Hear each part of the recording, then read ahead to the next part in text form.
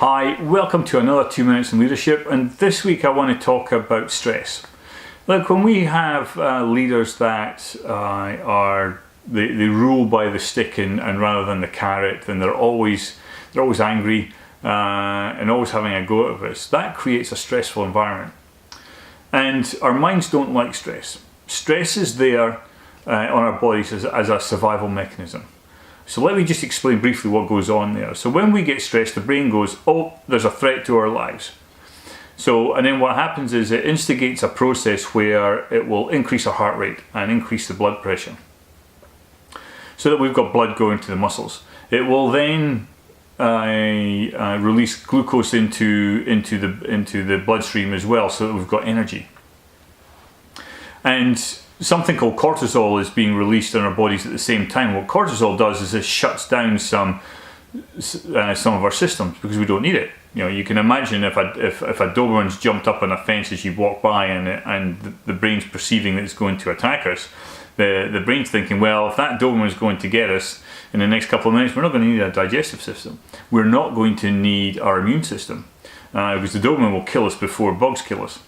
And we don't really need to have much of our brain power either, because we're not going to be thinking about too much other than survival in the next couple of minutes. So let's reroute the energy from there. So what inevitably happens then is we're wired, we're amped, ready to take on this Doberman. And then of course we realise that it's stuck behind a fence, it's not going to get us, so everything quickly calms down. The problem with bad leaders is that if you can imagine the leader being that Doberman, and every time that leader walks into the office, calls you up for a meeting, phones you on your mobile, and you're worried about what the leader's going to have a go at you next, you go into that stress state. Now the mind can't distinguish between that as the leader and the Doberman, so everything happens again. And what happens then is, of course, our body goes through the whole thing, and we're now fighting for our lives. And this goes on day in, day out. It starts to become chronic. And that has lots of impacts going forward. And in the coming videos, we'll talk more about those impacts. So my question to you as a leader this week is are you that type of leader that is effectively the Doberman?